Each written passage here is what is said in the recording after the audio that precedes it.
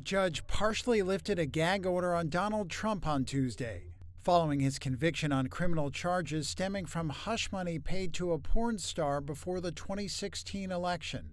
The revised order now allows Trump to speak publicly about witnesses in the case and eases a prohibition on his commenting about the jury. However, it keeps in place restrictions on his statements about individual prosecutors and others involved in the case. A separate order barring Trump or lawyers from either side from identifying members of the anonymous jury remains in effect. Prosecutors said last week that Trump supporters had attempted to identify jurors and threatened violence against them. Trump's lawyers argued the gag order was stifling the Republican presidential candidate's campaign speech and said it might limit his ability to respond to attacks from Democratic President Joe Biden during their debate on Thursday. Trump's lawyer did not immediately respond to a request for comment. A spokesperson for Manhattan District Attorney Alvin Bragg's office declined to comment. It's known for its idyllic sandy beaches and now a major US espionage court case. WikiLeaks founder Julian Assange is heading to the tiny Pacific island of Saipan. His appearance at a courtroom there could end his 14-year legal saga. Assange is expected to plead guilty to a single criminal charge in a deal that will allow him to return home to Australia. Saipan is the capital of the Northern Mariana Islands, a US Commonwealth in the Western Pacific. Like Guam and Puerto Rico, the group of 14 islands are part of the US, but without full state status. The roughly 51,000 residents are US citizens, but cannot vote in presidential elections. Some Northern Mariana Islands, like Saipan, host US district courts. Prosecutors say Assange wanted to go to the court close to his home of Australia, but not on the continental US. Here's the governor of the Northern Mariana Islands, Arnold Palacios. There's less potential for a lot of chaos with the press and press coverage and all that. Wanted to get this done efficiently and get it done in a U.S. court. U.S. swimming star Michael Phelps told a congressional panel on Tuesday that anti-doping measures concerning Chinese swimmers have fallen short ahead of the Paris Olympics. Phelps was joined by fellow gold medalist Alison Schmidt as well as the CEO of the U.S. anti-doping agency Travis Tygart. They all testified to lawmakers they've lost faith in the World Anti-Doping Agency, WADA, over its lack of reform. Congresswoman Kathy Rogers asked Phelps what stands in the way of competitions being free and fair of illegal drugs. I think lack of level playing fields, lack of rule following across the board, right? You heard the schedule that we have to give every hour of every single day. They have to know exactly where we are. USADA knows exactly where we are. And again, we are okay with that. If everybody else is doing that, then that's what I want. Right? I want to be able to stand up to the block with somebody next to me and be like, all right, cool, this is me versus you. It's not me versus you and 7 other drugs. While neither will compete in Paris, Phelps, with 28 medals to his name, is the most decorated Olympian of all time, and Schmidt won 10 medals over 4 games. In April, WADA confirmed reports that Chinese swimmers tested positive for a banned substance, leading to calls for accountability and fair competition. WADA declined to testify at the Tuesday hearing, citing the focus on the Chinese swimmers' case. Travis Tygart said WADA should have taken immediate action. They should have immediately, provisionally suspended the athletes, take them off the playing field. That's mandatory under the rules. That was not done. WADA has the appeal right when anti-doping organizations like China in this case fail to impose a mandatory provisional suspension. WADA should have immediately appealed that, like they did in the Russian figure skater case, if you remember. Exactly. She was not provisionally suspended by Russia, surprise, and they appealed that. Lawmakers of both parties slammed WADA's handling of the situation, calling it unacceptable. Phelps highlighted the impact on his friends affected by the case, saying that many of them will live with the what-ifs for the rest of their lives, and criticised WADA for its inconsistent enforcement of policies around the world. Youth-led protests against proposed tax hikes are causing a major headache for Kenya's government. That's as President William Ruto finds himself caught on the horns of a dilemma over the country's finances. one of those horns is Kenya's public debt. It stands at 68% of GDP. That's higher than the 55% recommended by the World Bank and the International Monetary Fund. Amid acute liquidity challenges and uncertainty over its ability to access capital from financial markets, Kenya has turned to the IMF for help. It, in turn, has urged the government to meet revenue targets to access more funding. And that's led to the proposed tax hikes in the Kenya Finance Bill, which aims to raise an additional $2.7 billion in revenues. But the other horn of the dilemma is a rising cost of living for Kenya's population. That's been driven by inflation and steep tax rises in last year's finance bill. Ruto, elected on a pledge to uplift the lives of the poor, used the 2023 bill to introduce a housing tax and to raise the top personal income tax rate. Protesters and opposition parties want the whole 2024 bill to be scrapped. The proposed measures that have triggered protests include new levies on basic commodities like bread, vegetable oil and sugar, as well as a new motor vehicle circulation tax. An eco-levy on most manufactured goods, including sanitary towels and diapers, is also on the cards. In addition, the bill proposes increasing existing taxes on financial transactions. Ruto has since endorsed recommendations to scrap some of the taxes, including on car ownership, bread, and the eco-levy on locally manufactured goods. We are going to have a conversation.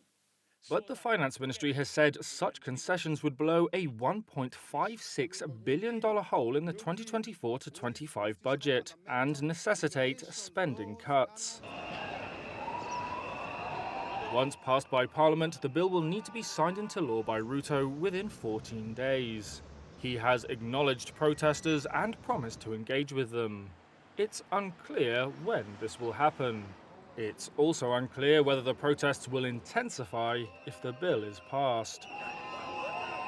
The social media-driven movement lacks a clear leadership structure, but many young protesters have vowed to keep demonstrating.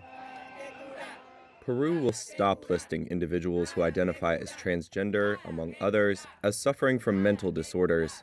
The announcement from the country's health ministry on Tuesday came after backlash to the move that critics called unnecessary discrimination. Hundreds of protesters took the streets of the capital Lima last month to demand the new law be scrapped. It described those who identify as transgender, along with, quote, cross-dressers and those with, quote, gender identity disorders, as mentally ill and eligible for health services via both public and private providers. Opponents of the law argued the change was unnecessary, since existing rules already allowed for universal access to mental health services. Alex Hernandez, a psychologist from the feminist organization More Equality, explains why the Tuesday reversal is an important win for the trans and broader LGBT community. To give visibility, there's been a change in this manual of diagnosis, which removes LGBT people from the chapters on mental illness. It also sends a message to the citizens, politicians, authorities, and people who don't believe it deserves special attention that there's international and scientific progress which confirms that LGBT people and, in particular, trans people don't have any illness. Peru's health ministry said Tuesday it will no longer refer to the individuals as suffering from any disorder, but instead will use the term gender discordance for purposes of mental and behavioral health classifications eligible for care.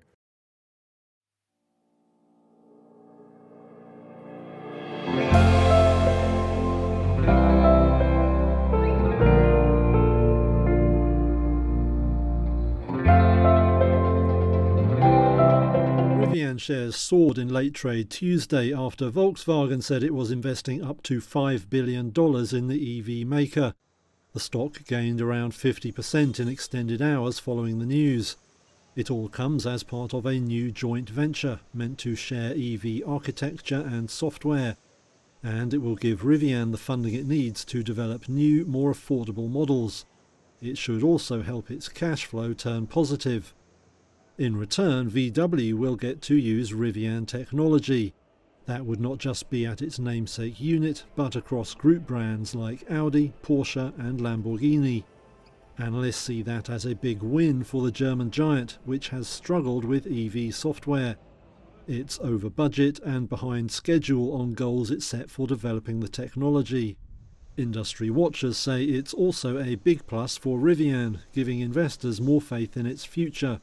It's been losing nearly $40,000 on every vehicle it delivers, though it has at least avoided filing for bankruptcy like some other startups. The company said recently it had overhauled its manufacturing process to cut costs and, hopefully, drive it towards profit. Shares in the firm had halved this year, ahead of news of the VW boost. Airbus says it's facing up to some tougher times ahead. The company has cut key production targets for its jetliners and taken a big charge on its troubled space business. Boss Guillaume Faury says the firm is facing headwinds right now. We have to bite the bullet. Airbus has cut its closely watched forecast for airliner deliveries to around 770 this year, down from about 800. Industry players had long been sceptical that it could hit the original goal. The world's largest maker of airliners has been hit by output delays caused by parts shortages. It says the supply of engines for its best-selling A320 jets has deteriorated significantly in recent months. Plans to ramp up production of the planes to record levels are being put back as a result. Faury said engine makers would have to face the consequences of delays, hinting they could face penalties. That could hit firms including Pratt & Whitney and CFM, co-owned by GE Aerospace and France's Safran. Airbus has also taken a charge of about $965 million over its troubled space unit. The company has cut its financial targets for the year as a result of all the problems. It now expects operating income of about $5.9 billion, $1 billion or more down on previous targets. Shares in the firm plunged 9% in early trade Tuesday following the glum outlook. Tesla faces new worries over the quality of its Cybertrucks. The firm has recalled more than 11,000 of the electric pickups in the US. That's over issues with windshield wipers and loose trim. Analysts say it's no big surprise about the wipers, which have long been identified as a problem. Comes with also a very big wiper. The Cybertruck's unusual design forced Tesla to fit huge blades, putting a bigger strain on the motors that move them. Now the problems feed into a perception of wider issues with the vehicles. One analyst told Reuters that the overall build quality of the Cybertruck was quite poor. Tesla began delivering the Blade Runner-inspired pickup in late 2023, after years of delay. It's meant to answer critics who say the firm lacks new models. Mass production is expected to begin in 2025, and Musk has said the target is 200,000 units per year. Tesla hasn't revealed how many it has shipped so far, however, and skeptics say it may lack mass market appeal. While recalls of new car models aren't unusual, it's relatively rare for Tesla, which often solves problems with over-the-air updates. The move also looks sure to raise unwelcome new questions for the Cybertruck. FedEx shares soared 14% in extended trading Tuesday. Investors were excited after the delivery giant forecast fiscal profit for this year above analyst estimates. The US firm said it was targeting earnings of $20 to $22 per share, the midpoint of which was slightly above analyst estimates. Executives said slashing expenses and consolidating operations would boost returns even though demand remained weak for package deliveries. FedEx revenue hit $22.1 billion in the fourth quarter, up on a year earlier and above projections. Earnings excluding items grew 7.2% to $1.34 billion. CEO Raj Subramaniam said the results were unprecedented in this current environment and he expects the momentum to continue. FedEx's unprofitable US Postal Service contract will end in late September. The firm previously said eliminating the costs of supporting Postal Service volume would help profitability improve, but the revenue side of its business remains challenging. Industrial production and parcel shipping demand are underwhelming as inflation and high interest rates take a toll. NVIDIA short sellers have raked in nearly $5 billion in profits, at least on paper, from the AI chip designer's sharp sell-off over the past 3 sessions. That's according to data analytics firm Ortex Technologies. The stock's meteoric rise culminated on June 18th when NVIDIA eclipsed Microsoft as the world's most valuable company. Short sellers saw the milestone as an opportunity to bet against the tech firm. Since then, NVIDIA has handed the title of most valuable company back to Microsoft after a 3-day slump in shares wiped $430 billion off its market capitalization.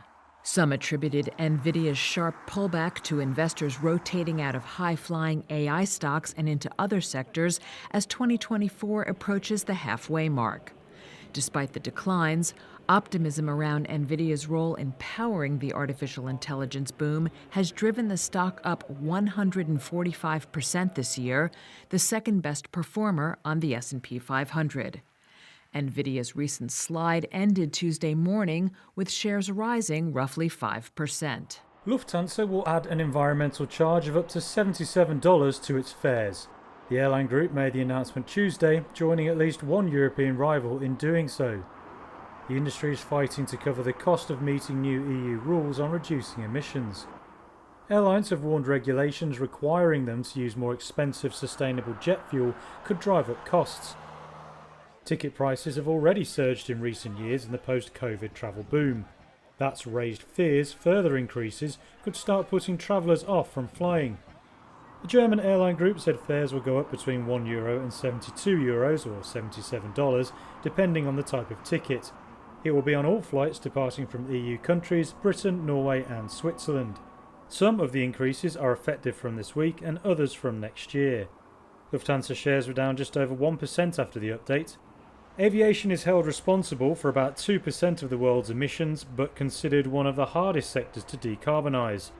Fuel for flights can't be easily replaced with other kinds of power. European regulators introduced rules that ask fuel suppliers to ensure 2% of fuel at EU airports is sustainable aviation fuel by 2025 and 70% in 2050. A source said Air France-KLM is considering similar measures to Lufthansa. This is a lab-grown, synthetic, infected skin sample. Researchers at Sheffield Hallam University say it could be the key to helping people with eczema. What we're doing is we're making an inflamed skin model and looking at the differences between normal skin and inflamed skin and how bacteria have a different relationship with inflamed skin compared to normal skin. Though synthetic skin isn't new, they say this is the first that truly represents skin problems people suffer from. What we're doing is we're growing artificial skin in the lab, and we are making an inflamed model of the skin that's representative of atopic dermatitis. Amy Grayson is a postdoctoral researcher at Sheffield Hallam University. And then what we do is we put healthy skin bacteria on the models to make a more representative model, because previous models in the past have only used inflamed skin, but they haven't factored in the fact that the skin microbiome has an effect on how the skin grows. The school's commercial research unit is collaborating with US consumer goods giant Colgate-Palmolive. Their goal is to perfect an artificial skin that not only simulates the full thickness of human skin, but also accurately emulates its microbiome, including bacteria, fungi, and viruses. It would have important implications for the skincare industry, 20 years after the European Union banned animal testing for cosmetic purposes. The technique relies on mass spectrometry machines developed by Waters Corporation, which can identify molecules by their weight. With it, cosmetic and pharmaceutical companies would be able to test products as if they're being applied to natural human skin. Jim Langridge is the Director of Health Sciences at Waters Corporation. The technology that we develop here at Waters allows researchers to probe the layers of artificial skin so they can determine very precisely the penetration of different drugs and different molecules into those artificial skin sections. So they can determine the different layers, and they can also determine how far that drug has penetrated into those layers using our unique technology. Eczema is a complex, recurring, inflammatory skin condition affecting more than 200 million people worldwide. The condition can be hard to manage. Sufferers often struggle to identify what triggers it to flare up and how to treat it once it does. for too long, it's been trial and error for a lot of people. Andrew Proctor is the chief executive of the National Eczema Society.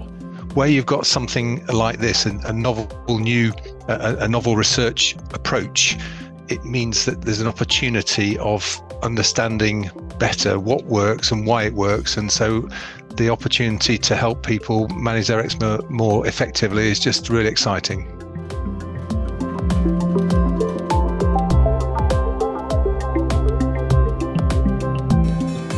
Stocks ended mixed on Tuesday, with the Nasdaq rallying thanks to a rebound in shares of Nvidia. The Dow dropped 0.75%, the S&P 500 gained 0.4%, and the Nasdaq climbed 1.25%. After a three-session sell-off, AI chip leader Nvidia bounced back with a gain of more than 6.5%. That helped turn the tables for the major stock indexes a day after the Dow closed at a one-month high, while the S&P 500 and Nasdaq both slid. George Cipollone is portfolio manager at Penn Mutual Asset Management. If you look at the markets are an exact reversal of what happened yesterday. And actually, the prior few days, we had actually had some hope because value stocks had started to do better again. Energy names, for example, financial names had done better than even tech. And so what we're seeing today is a complete reversal of that. All year has been a growth-dominated market, and today we're right back to it. Among other tech names, shares of Alphabet and Meta Platforms both saw solid gains.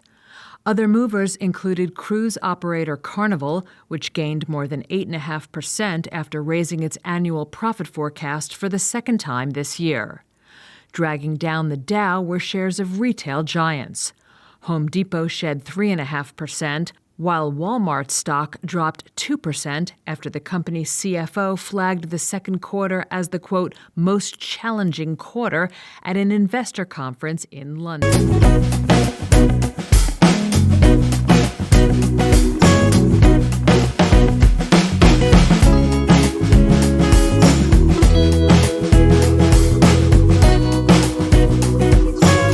Bieber's extravagant tour rider, demands continue to haunt his reputation, even though he claims to be a changed man. Justin Bieber has always been a pop sensation with a massive following, but his outrageous demands during tours have only worsened his public image. During his Purpose World Tour, details of Bieber's tour rider leaked, revealing incredibly specific and costly demands, particularly for the India leg of his tour. The leaked tour rider listed 10 luxury sedans, 2 Volvo buses for his crew, and a Rolls-Royce for Bieber. Additionally, Bieber requested containers filled with items like ping-pong tables, a fridge, a washing machine, a wardrobe, and a massage table. His culinary needs included top culinary experts providing 5 meals per day, all renamed after his popular songs, and a variety of health foods such as coconut water, protein powder, and raw organic honey. Bieber also had a long list of specific snacks and drinks, including Ghirardelli dark chocolate with sea salt and almonds, and Swedish fish. To ensure his comfort, 2 5-star hotels were fully booked for security reasons, and he required 13 backstage rooms, each decorated with silver cutlery, fresh flowers, scented candles, and other luxurious items. Bieber even requested helicopter transport to the concert venue, avoiding traditional road travel. This level of extravagance was a stark contrast to his earlier tour rider from 2010, when Bieber was 16 and just starting his career. Back then, his demands were relatively modest, including basic amenities like private bathrooms, simple snacks, and vitamin water. His only unusual requests were packages of white shirts and Vicks steam inhalers. Throughout his career, Bieber has faced numerous controversies, including run-ins with the law, disrespectful behavior, and public scandals. Despite his attempts to apologize and improve his behavior, the extravagant tour demands painted him as self-centered and out of touch with reality. These demands contradict the more mature image Bieber has tried to cultivate in recent years, especially after getting married and expressing a desire to become a father. While his tour rider doesn't define him entirely, it certainly complicates his efforts to repair his reputation.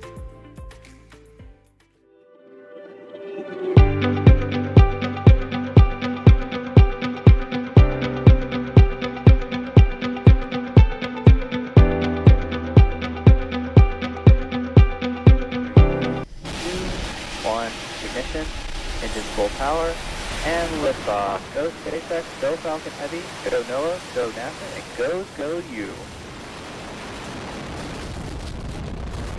Vehicle is pitching downrange. Telemetry nominal.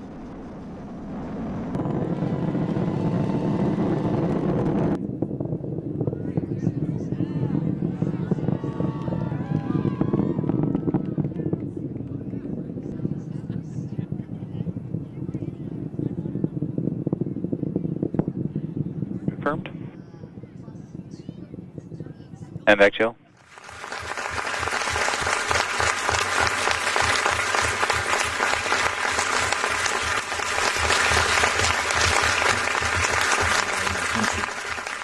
The Ukrainian constitution, meanwhile, reaffirms the European identity of Ukrainian people and irreversibility of Ukraine's European course.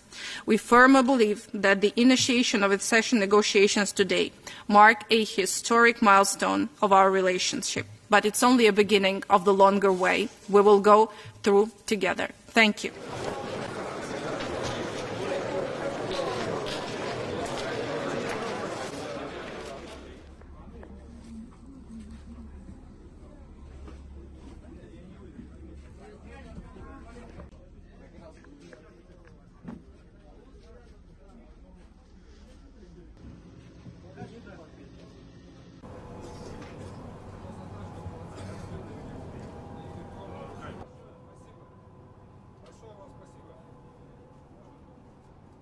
Меня обменяли.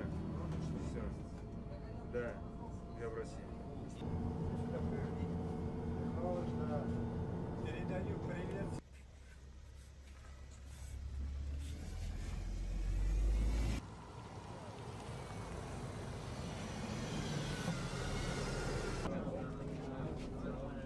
Что, да?